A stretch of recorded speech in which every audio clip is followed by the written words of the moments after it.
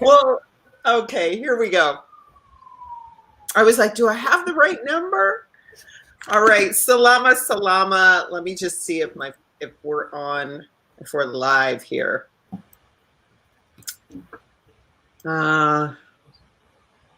Just double check. Sorry about this. I was checking. I was like, oh, well, if she's, I was like, if she's running late, I'm just going to have to. Normally, I would be all stressing out. And I was like, I'm not going to stress out. But here we are. So welcome, family. Toda. So we are working. Everything is operating. Good. So I'm just going to run through our brief intro. Welcome, Dr. Jennifer Daniels. So, and welcome Mishpachah in the name of Yahushua HaMashiach. Welcome everyone to Into All Truth and Live Light Well. Today, I just pray that Yahuwah will cover this conversation and that Dr. Jennifer Daniels will be able to impart grace to the hearers with her understanding of Hebraic healing, or what you would call the cultural healing practices of the African diaspora, which she has integrated into her understanding of medicine. And so I just pray, that Yah would bless this whole interaction. I was actually doing all my stuff, waiting for Jennifer, and she was watching me while I was doing everything because we came on a little late. But anyway, we're so happy to have you here, Jennifer, and we're so happy to have you, audience. So I think probably what it's best to do is to just get started. The little that you know about me is that I do health coaching from a natural health perspective. And my mother was a doctor, a professor of medicine. And I really noticed a shift in how medicine was practiced. And I have my own autoimmune illness. And so what I started doing when I was researching natural healing modalities, I heard about Jennifer Daniels. And there was an interesting connection between the things that Jennifer Daniels came to understand as both a doctor with a Harvard medical degree, but also a Wharton Business School graduate. So she put the two things together, but she was also able to understand some of the spiritual implications of what exactly the medical business was doing. And also in that process of learning how to heal people in her own community, she looked to and saw a lot of the natural healing methods and modalities practiced by the African diaspora, and she's incorporated them into her current practice. So Jennifer, would you just go ahead and tell us about yourself? I'm just going to let you talk and tell us about your journey through the medical business and the Wharton Business School, and what led you to understand all of the following things: that basically the diaspora's way of approaching health in the past, how you integrated that with your practice, and as well as your journey now, why you just simply practice natural health. So you can just go into it. I've heard your story many times. I would love to share it with our audience. Okay, so first I just want to correct, I did go to Harvard, but I went to Harvard undergraduate and got a bachelor's degree from there. My graduate degree was from the University of Pennsylvania, which is also together with Wharton. That allowed me to get the medical degree and the master's in business administration in 4 years instead of 6, because I could just run across the street from one class to another. I didn't have to drive a whole hour across town, which I would have had to do had I gone to Harvard Medical School. So I went to Harvard undergraduate, University of Pennsylvania for medical school, and Wharton Business School. Okay. Now, what led to all that, though, is I grew up in the inner city of Syracuse, New York. And I grew up so I was on the cusp of the civil rights movement. So before the civil rights movement, the African American community was just a very self-sufficient, proud place. Everyone kept their word was their bond. Everyone understood you had to work and, work hard, pay your bills. You didn't pay your rent. Your stuff was put out on the street at the first of the month. And you could go for a walk first of the month and say, yep, someone didn't pay their rent. And you could just see all their stuff on the street. So it was very much a very, self-reliant, personal responsibility type situation. And so as I looked around, I saw that, geez, if these people just had excellent health, then man, they could just take care of themselves. They would be prosperous. This would be an awesome place. So my feeling was that I would grow up, become a doctor, and bring health and healing to this neighborhood, and it would prosper. Well, unfortunately, the civil rights movement took place. So when the civil rights movement took place, it changed the whole conversation. Of course, I was busy at work, so I wasn't really paying attention. I thought this is a bunch of nonsense and making sense to me. But so when the civil rights movement came along, everything was the fault of white people. Everything was the fault of the government.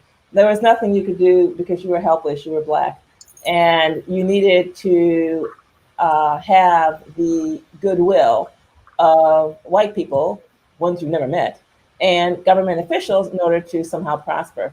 And I said, that's pretty silly. That's dumb. Because I lived in an all-Black ghetto, and I figured it, everyone was prospering pretty well. Everyone had a place to stay, food to eat. We were just fine. There weren't any white people around, or government for that matter. So I just totally, that went over my head. I didn't pay attention to that. So I went on to Harvard with my mission unchanged.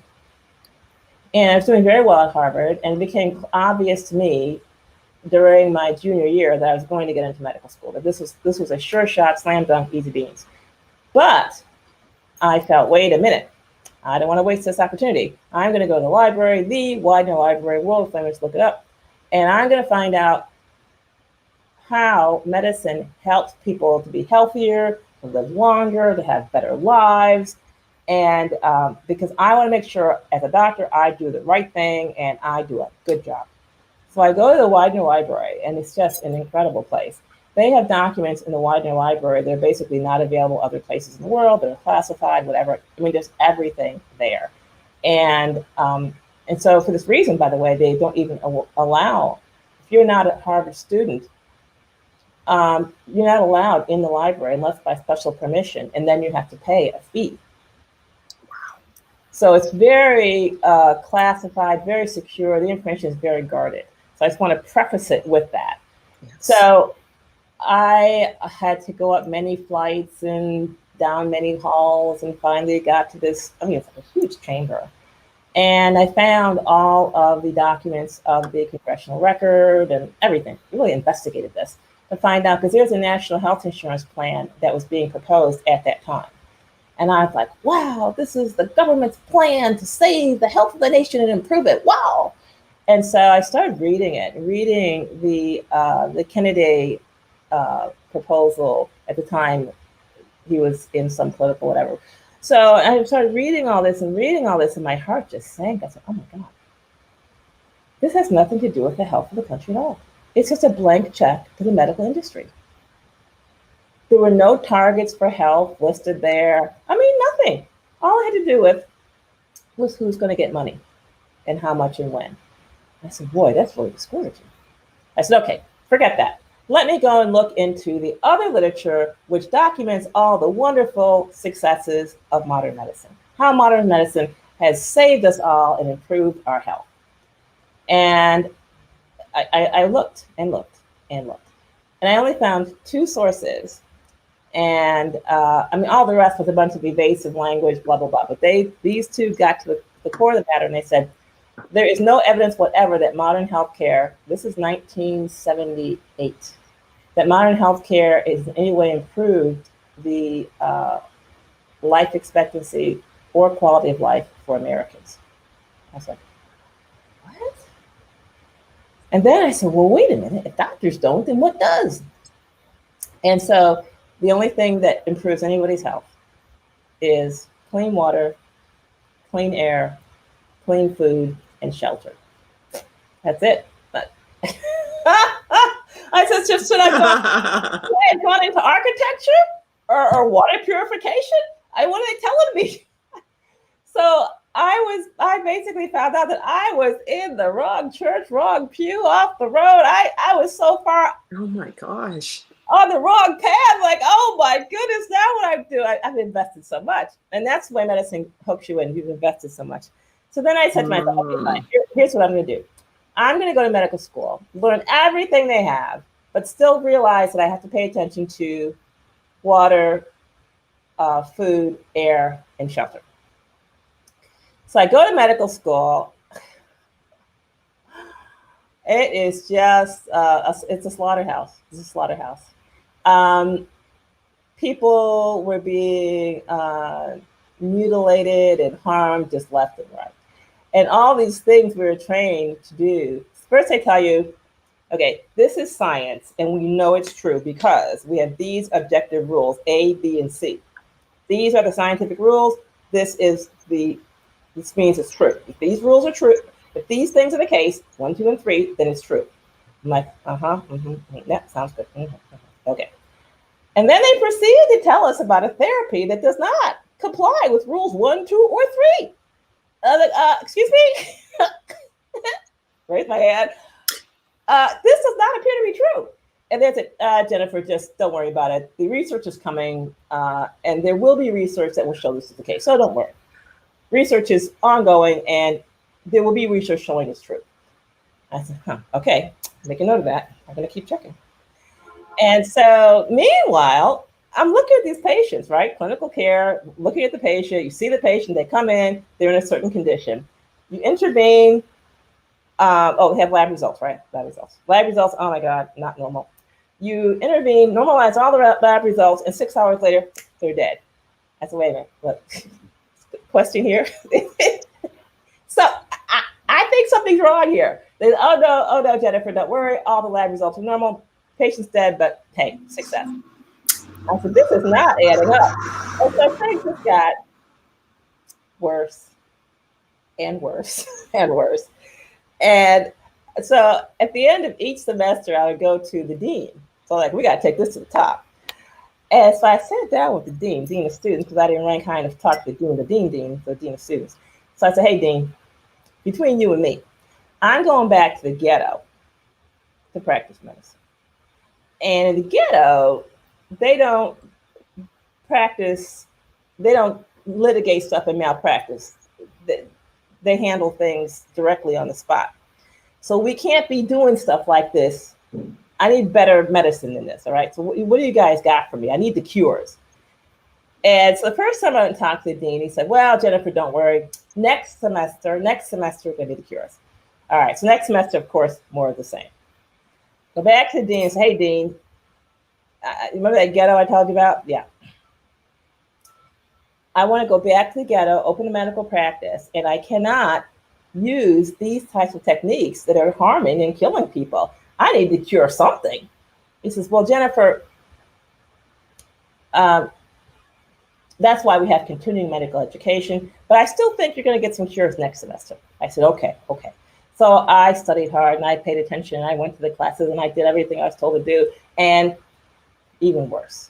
So I go back to the dean again. I say to the dean, look, this is not looking good. Still no cures. In fact, things are getting even worse. People are being harmed. And Sophia says to me, maybe you shouldn't go back to the ghetto. Maybe you should practice someplace else. Oh my gosh. Yeah, he said that to me. I cannot. You know, I just want to talk to you a second about those lab results because, you know, there's stuff that I've researched and I found out that I can't remember if it was Harvard or Princeton, but they have videos and research showing that the life is in the blood. It's not the electrical factor of the blood actually causes the heart to pump, not the heart itself. Right. And there are other things too, like the blood is the last measure of life because the life is in the blood. So there are other ways to measure illness. And that's why you can do all of these, a series of tests and check the blood out and the blood will look fine, but the person's dead. No, because it's the last measure. The person was alive. When the blood was abnormal, the person was alive. But when we mean to normalize it, the person died. Right. I've got it. It's just like, I guess the bottom line is it's a poor measure. Now tell me more. Yeah, it's just the medicine is not true medicine. It's not true medicine. And there's one of the reasons why I want to talk to you. It's medicine. So you have to, there's something called the medical care. Let's use that term, medical care.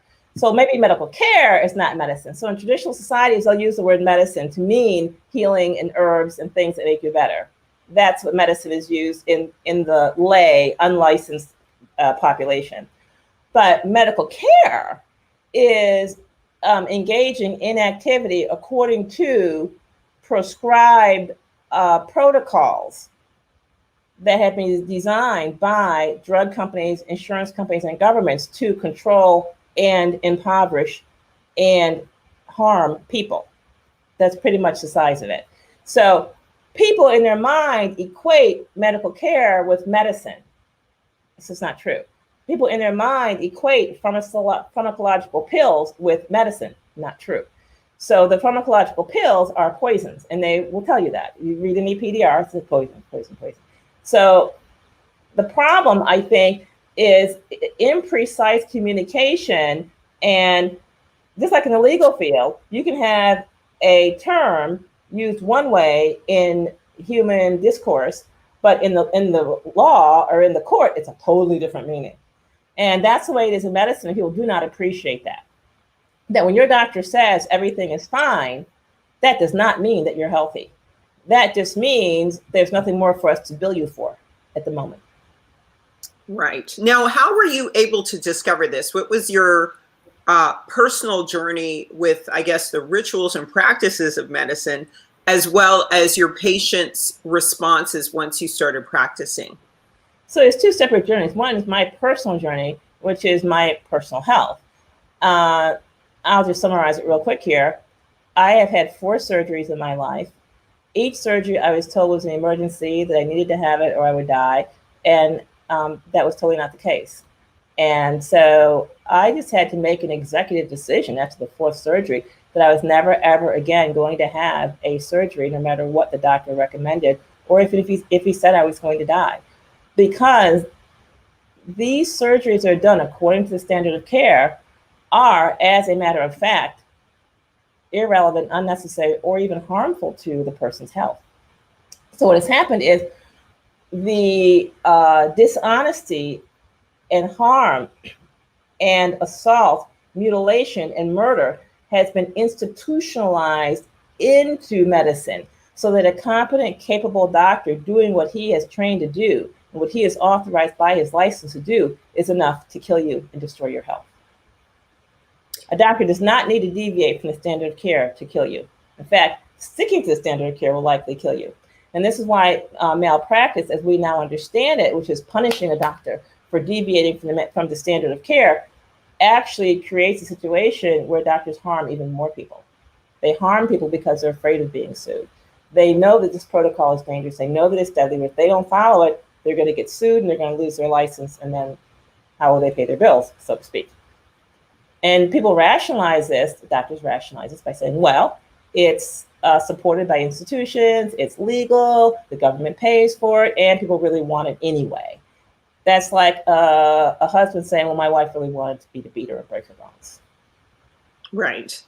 Right. And so how did your patients respond to the drugs that you were giving them when you began to practice? Not at all. That's why I stopped. They were not responding to the medicines that I've been trained to use in medical school. My biggest, most profound disappointment was antibiotics. I found them to be totally, absolutely, 100% ineffective, just not effective. And for me, that was the one last drug class that I still had faith in. And so what happened alongside that evolution of my lack of faith in antibiotics was I personally had, I'd become pregnant and I felt really sick. I went vegetarian during my pregnancy and had a healthy, wonderful kid. Everything went fine. And so then I just became vegetarian.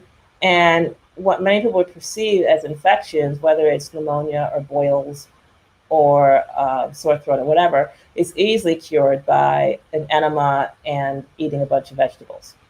So when I saw that time and time again, people's infections were cured by that, and even worse, people whose infections were not helped by antibiotics, did get results with those measures. I realized that what I had been told was infection wasn't really infection at all. It was really just a bad case of constipation and piling up of toxins. And all you had to do was give the person some water, an enema, a bunch of vegetables, bam, done. And so now you were also, I'm just kind of wanting my audience, because they might know your history. Yeah, you asked me how my patients took it. So really, my practice had to reconstruct itself. People who did not want to know about natural things, they left. They just left. But the word spread, and people who wanted natural stuff started coming. And so the practice thrived. So now what was, just to give us some of your history a little more, because I know your history, but my audience doesn't. And so you found yourself in medical school. You found that evidentially the practices that they had were not working. Then you moved into your practice, and you used a number of measures to determine whether or not something was effective based on whether or not the patient would call you. Can you just run through that, and then how just so that we can get a historical trajectory, and then how the pharmaceutical companies and then the insurance companies responded to your changing your practices and the evidence that you found. If you can just review that history so our audience knows it, and then we can talk more specifically about medicine, because we only have about 20 more minutes. And my medical practice, I went to Hayward, Wisconsin, and Fort Cotton, North Dakota, to practice medicine among the Indians. And this was because the government paid for 3 years of my medical school. And so I owed them 3 years in a remote area. These areas were so remote, they could not even pay a doctor to work in them. That's how bad they were. And so when I got there, I could see why you couldn't pay someone to be here. Right. Literally, you had to be there under threat of death or incarceration or something like that. Now, were these Black Indians or were these Mongoloid? Most of them, they looked anywhere from blonde, blue-eyed, all the way to brownish skin, straight hair. Okay. Now, what I'm curious about, because when you talked about your history, you talked about working. When you read about your history, we understand, because my audience is more curious about how you're working with Black people. And I know when we look at your history, you talk about working with your Black patients. It's important because during the time I was with the Indians, I had many different practice situations, solo, group, blah, blah, blah. And that cemented in my mind that I want a solo practice. So fast forward to starting my own practice in the ghetto, which I did. I bought a city block, which was vacant, built an office building on it, and practiced medicine. So as a solo practice doctor, I was on call 24/7. And so when I would prescribe a new drug at 10 a.m., and that same patient will call me at 2 a.m. saying, I think I'm going to die, what do I do? I'm like, you just woke me up. And this drug just woke you up. We're not using this drug anymore, so we can both get sleep. So what happened was drug by drug by drug, I cut them out of my practice use. And I got to the point where I wasn't even interested in a so-called new drug, because it was just one more drug to wake me up. I wasn't going to bother with it. So what happened, though, was my death rate in my practice went from 1 or 2 deaths a year to 0 deaths per year. When I gave people a choice between natural healing, which was like, enema, change your diet, drink water, or the standard of care, or do nothing. And then I realized that it really was the care I was trained to give as a doctor that was killing people. Wow. And I reached the point in my practice where I was not writing any prescriptions, any new prescriptions. So some of my older patients who stuck with me, I was maybe refilling stuff because I wanted to keep taking it. And I did use my prescription pad, but I'd write down a list of foods or vegetables or what they should eat during the day or something like that. But I totally stopped writing prescriptions. As a result of this, the patients were not sick. They did not get sick. And so what many people don't realize is a doctor has a certain number of patients for his medical practice. 2/3 of the illness he sees, he is creating himself by the drugs he was trained to prescribe. So by the proper practice of medicine, a doctor is literally creating 2/3 of the disease that he's discovering. So when I stopped prescribing drugs of any kind, my patients' use to the hospital went down to just about 0. So busy medical practice, I wasn't even hospitalizing one patient every 3 months. And so, of course, the hospital called and said, what's wrong? No hospitalizations. We're not seeing any X-ray tests, no CAT scans, no MRIs, no bone scans, no barium enemas. We are prepared to offer you rewards, inducements, even payments, if you will just give us your business instead of the other hospital. And so I said, well, oh my goodness, well, I think you're a great hospital. You would never have to pay me to send all my business to you. My patients just aren't needing those things. And they said, oh, you just hung up on me. I said, I must have given a wrong answer to that question. And then I got a call from a desperate insurance broker, and it was his job to go to business people, business owners, and say, hey, here's the benefit package for your employees. Of course, the government had helped by mandating packages, right? That you had to give your employees benefits. And so he called me because he was not able to sell any of these benefit packages because I was not listed as a doctor on the list of available doctors you could go to that they would pay for. And many business owners had told him, if Dr. Daniels is not on your list of doctors that you will pay, we will not offer your plan to any of our 1,000 employees. And so this really shut them out. I guess this happened with more than one. This happened with a lot of business owners. Wow. And so he called me out to tell me he could not feed his family because he was not able to sell these insurance plans. And I explained to him that those insurance plans I'm not signing up for because there's a clause that says I have to provide health care free to their enrollees for up to a year.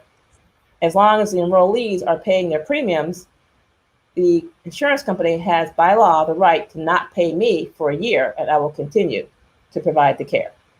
And I said, if I signed up for those insurances, I would not be able to feed my family.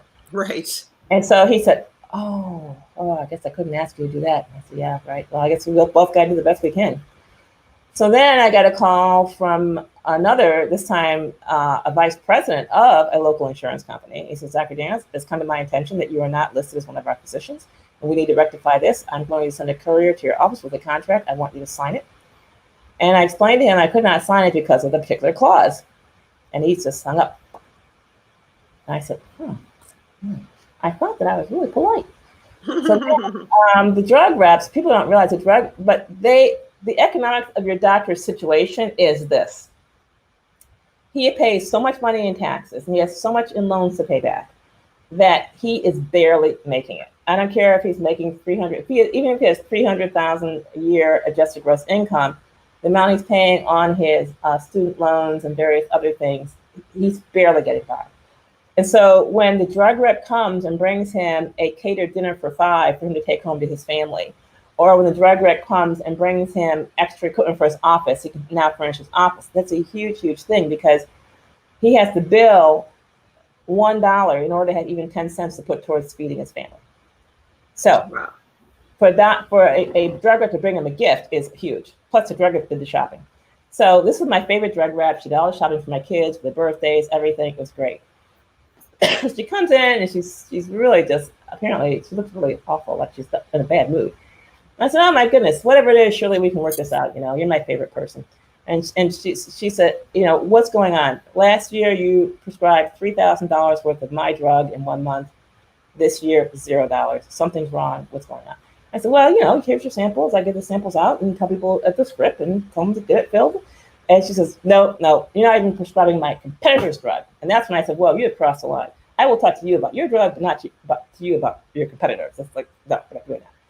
So she told me she demanded an answer. And I told her she wasn't going to get one. And she stormed out the office. I mean, it was really intense. I thought I was going to have to call the police. But right. I realized that drug reps are really the doctor's supervisors. So their role is to supervise the doctor and report back to drug companies. And doctors don't even realize this. They don't even see it. I mean, I didn't see it myself until the situation where she so boldly came into my office and told me she demanded to know. And like I had to tell her, like, excuse me, you're not paying the rent here. You're not making the building payments. You don't own the city block. And she's not a doctor. Who cares? She's not my boss. She Yeah. doesn't own me or anything that I'm using. So, she's got no obligation. And by the way, even if you're not a doctor in New York State, if you own a clinic, you can decide what drugs are prescribed and in what order and who gets what. So in other words, in New York State, owning a clinic is better than having a license. And you have that authority because that has been litigated and doctors have said, I went to medical school, I should be able to use my medical judgment. And New York State legislature says, no, you cannot. No, you cannot. You cannot endanger the profitability of the business owner. That's because you're a doctor with a degree. Not happening. So, wow. Piece of education for you. Wow. Okay, so what happened after that? So I had this holistic view, as I said, from reading the literature in the Widener Library. So of course I'd gotten into demolishing drug dens, shutting down drug trade, getting the streets paved, all kinds of stuff. And so there was a $30 million bank heist I found out about. I said, holy crap, it's a $30 million bank heist. It's going down. I'm like, is anybody looking? So of course, stupid me, I alerted the proper authorities, the mayor, the common council, whatever. They all said, oh, Jennifer, just go back to practicing. I said, wait a minute. I'm going to let the bank know they're being robbed. I'm going to let the bank know it's a bank heist. Oh, I let the bank know. They're very interested. They're like, whoa, wait a minute. They looked into it and they shut it down. And so I thought, well, very good. There. $30 million is a lot of money. Yeah, someone got mad at you. Gangsters. Yeah, that was pretty bad. So unfortunately, the gangsters controlled the licensing department. One thing led to another. My license was removed. I was put on 2 do not employ lists and the terrorist list. And I realized the United States is not a safe place to be. At least not for me. I was like, okay, Jennifer, you have messed up. You need to leave. And so I left. And so now you're in, is it police or? So I'm in Central America now. Okay. And, I just broadcast from Central America. I live in Central America. I've learned my lesson. If the government does anything I least disapprove of, I just know I can just buy a ticket and leave. Just shortcut the whole process. Right.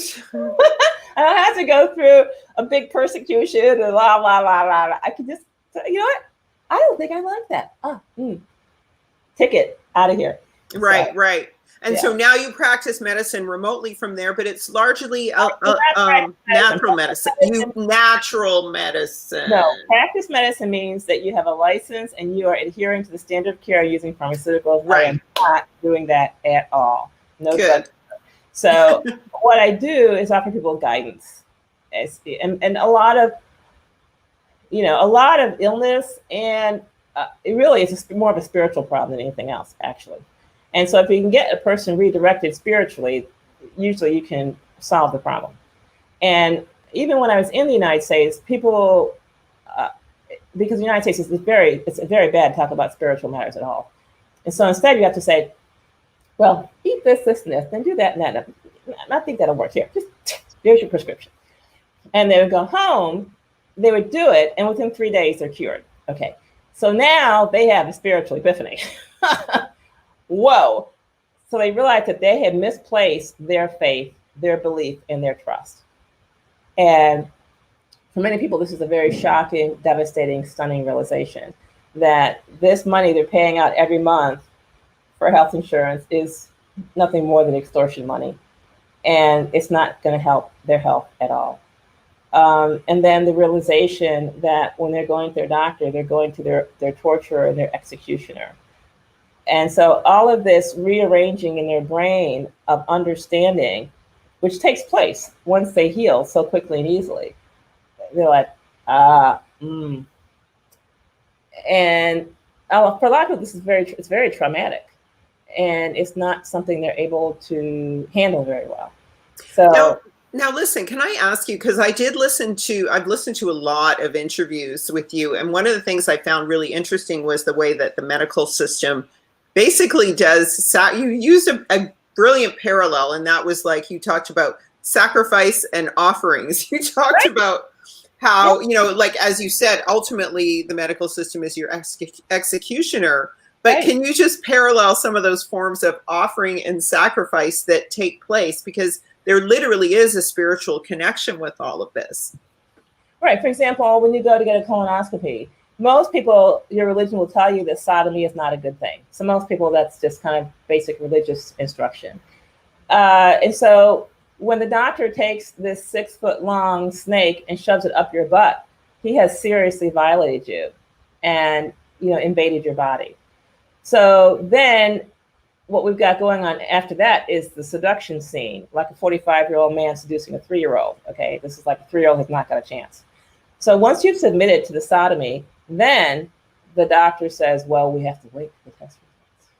And so by submitting to the sodomy and by even waiting for the test results, you have now committed yourself to believing those test results and following whatever those test results say should or should not be done.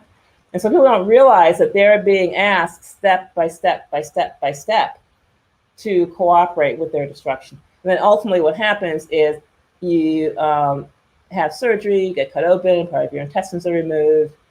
And then if your faith is still strong, they'll do needle biopsies into your liver from time to time to check to see if the cancer has come back. And so I had a patient who went through all this. He's an African-American middle-class guy, and he had the middle-class wife who was working very hard to do the white thing. She wanted to be just like a white wife who would be so supportive and trusting. Okay. So finally, they come to see me because things had not worked out well.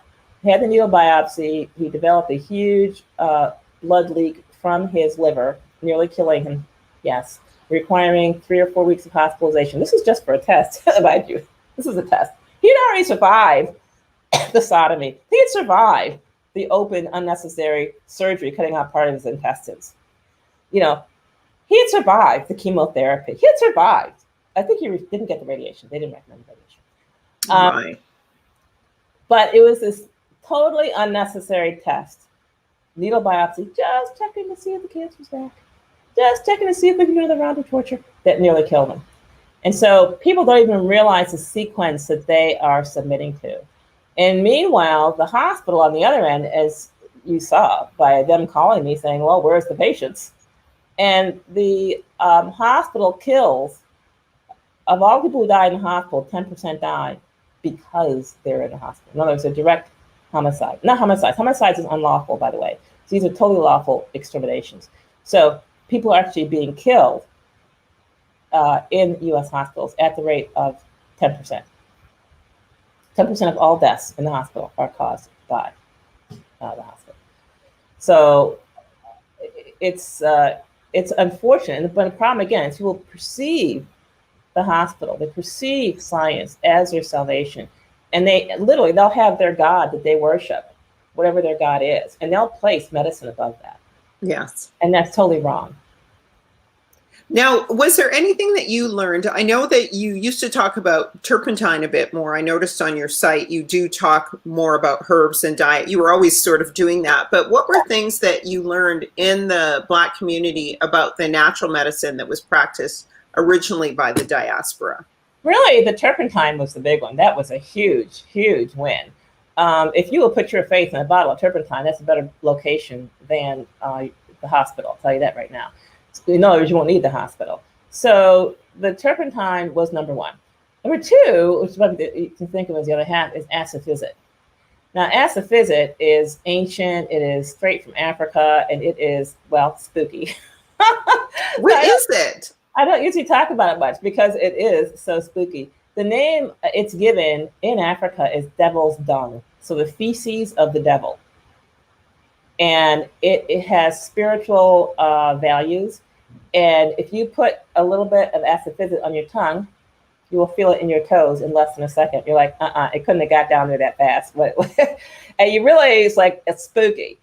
So it's kind of like almost like an herb that talks to you as it goes throughout your body, fixing and doing things. So it's an experience you have to kind of prepare yourself for. And so I haven't bothered with it much because it's something that's difficult for many people to understand because they are so in their brain and not in their body. How do you spell that? So if you're talking to someone who knows what you're talking about, it's asaphysit. So the locals who use it call it asaphysit. But if you're looking at a dictionary, it's ASAFOETIDA, asafoetida. Now, it is the resin of a plant in Africa, and it stinks to high heaven. It makes garlic smell good. That's how pungent it is. And I have had patients that have used it, and literally their spouses have said, you've got to take that outside the house. You've got to take it outside the house. And people will even store it in a bottle inside of another bottle. And so it's really almost like a living animal thing, even though you can look at it, it's a pile of dust. But the way it's harvested is they take the plant, cut it off at the base, and this resin oozes up out of it. And it's a dark brown. It turns to a glass, hard like glass. Like and then they take that and grind it and cover it with either wheat flour or some powder so that they can even transport it and dose it. And it's dosed in grains. So what you can see is the white powder, and like 5 or 6 of those is a dose. Wow. So asafoetida was my next big discovery after turpentine. So now, can you talk to us a little bit about with both of them, about what they cure, what they heal, how to use them? Now, obviously, you're not recommending anybody right now follow your instructions, but just to give us a little bit of understanding and knowledge about how they work. Okay, so for turpentine is an oil, and it's fat soluble. So it literally goes right through the body, crossing all cell membranes. It works in the fat soluble space. And it communicates with all the parasites and lets them know that it's time for them to go. Thank you very much. You know, it's been wonderful having you here, but you need to leave quickly. And that's why it's so important to poop 3 times a day before you even take turpentine, because if you don't, all the parasites will rush to leave and it'll be like a 10-car pileup, and that doesn't feel good inside your body. So I have a special report at vitalitycapsules.com that tells you all about it. It's about 31 pages. It's free. And it tells you exactly how to use turpentine. So definitely read that before you even buy turpentine. Then there's, so what did I find out about turpentine? Turpentine is great. You can take it internally and it just heals your whole body. You can apply it topically, and it will actually get rid of pain wherever you put it. Yes. Yeah. I had an elderly gentleman. My godmother's in her 80s, and she's African-American, I believe from Oklahoma. And some of her older brothers who were like in their 90s and stuff said, yeah, I would just put some turpentine on my knees and my arthritis would go away. Exactly. And the interesting thing about that is, you know, for the Hebrew scripturally, the tree is the most potent plant. Hebrews are always compared to trees. People are always compared to trees. So this is the blood of the tree.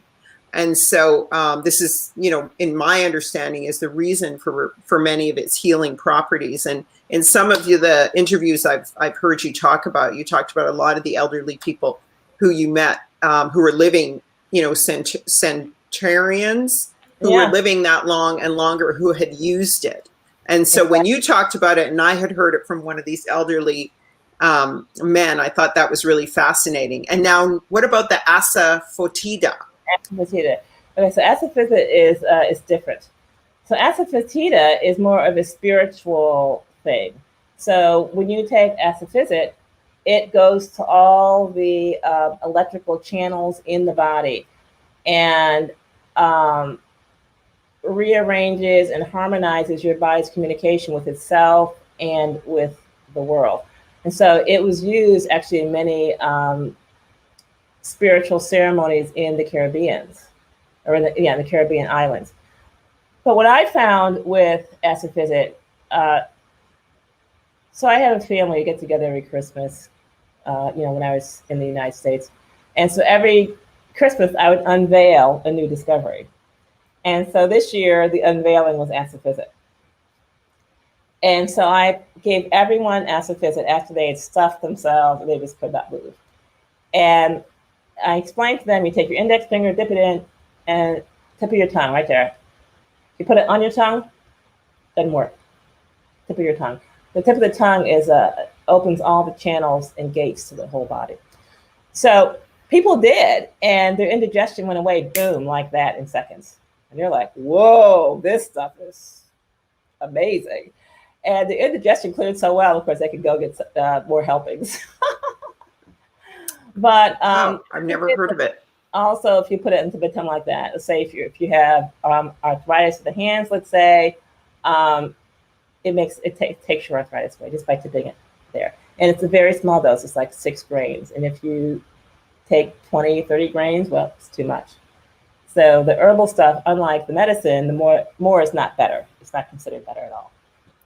Interesting. Okay, and so you provide that. So Dr. Daniels, I know we're getting close to, we only had 1 hour with Dr. Daniels, so I want to make sure that she gets back to her patients.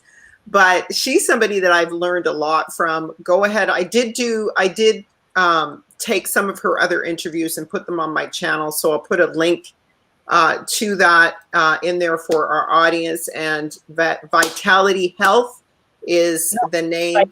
Vitality Capsules. Vitality Capsules. Can you give your webpage? And I'm also going to put it in the pull down menu after this video ends. Okay. For anybody who wants to reach her to do a consultation, you can reach her through her webpage. And right there you go. Okay, I have got to go. The next person is already up. All right. So thank you so much, Dr. Daniels. And if you want to come back again, we'd love to have you on any more specific topics or subjects you'd like to talk about relating to the diaspora and medicine and natural health. So thank you again for coming. Okay, we'll see you again. Bye-bye. Bye-bye. Thank you so much, family, for watching. And I will put Dr. Daniels in the pull down menu. I'll put all of her information in there for once the broadcast is completed. So go ahead and come back and watch this again. And the link will be there for anybody dealing with health issues. I don't know anything about this asafoetida, so that's something you're going to have to research on your own. It's the first time I've heard of it. And so, but I thought it'd be really nice to hear from Jennifer Daniels because she practiced conventional medicine and because she was also a business school grad, Wharton Business School. So if you watch more of her videos, you'll find that she definitely creates a link between the medical business and health, okay? Or struggles with health. And she also links it to an almost spiritual, religious practice of self-sacrifice, like sacrificing parts of your body, which I found to be very interesting. And in some of her interviews, which I'll put a link in below, as I said, once this video has finished processing, I will put a link below to some of her other interviews that I have on this channel so that you can begin to understand more about how the medical business works. So, but ultimately she does practice more of a natural medicine with, as she said, with enemas, with herbs, and apparently this other herb. So we'll find out more about that. And if I can get another interview with her again and we get more so into specifics and we have questions from the audience, that might be something that we can do in the future. So if you're interested in that, guys, thumbs up, like, subscribe, and share. And sorry we couldn't have any questions, but she's in the middle of her workday, and this is the longest we could get because she's done a lot of big 3-hour interviews on various channels. So, and she also has her own podcast. So you can go to her site to learn a lot more about her. All right. So family, thank you again so much for watching. And who do we have here? We have everybody prepared and set apart. Alaskan Skies, Miss Liz, Nicole, welcome. And thank you again so much for watching, Nicole. I actually sent you an email. So Nicole, it might be an idea also for you to contact her. But anyway, please reply to my email so that we can continue to talk, okay? And everyone, thanks so much for watching. May God bless you and keep you and cause his face to shine on you. May he be gracious, lift the light of his countenance, and give you peace. Shalom, fam. Thanks for watching. And again, that's right. You can get the calendar at livelightwell.com. That's livelightwell.com. And our cookbook called Chaya, Eat, Life, and Fast. It's a recipe book, but it also talks about eating from a Hebraic perspective. That's eating from a Hebraic perspective. So actually, let me find these links for you guys right now so that you can see Jennifer's page. Here we go. I'm going to just do a screen share with you guys in 2 seconds here so you can find. Here we go. Here is Dr. Jennifer Daniels' page. That's drjenniferdaniels.com. Okay, if you guys are able to see that. That's where you can find Dr. Jennifer Daniels. And it talks about her office hours, her history. And there is also she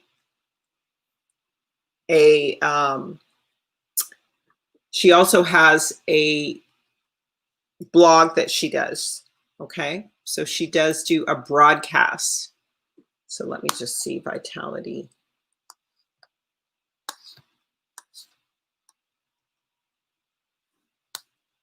Let me just look it up.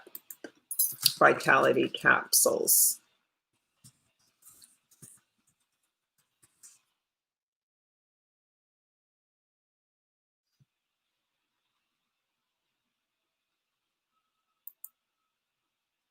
So this is her Candida report. She has a lot of PDFs that you can access on her page. Okay, and so this talks about Candida. So very good educationally. I learned a lot from her by reading these reports, listening to interviews. And she has, these are her capsules. And this is her podcast that you can also go to. Okay, Sundays at 10. Now, I think that her last broadcast was probably in 2019. I don't know that she's doing it so regularly, but you can listen to a lot of these interviews.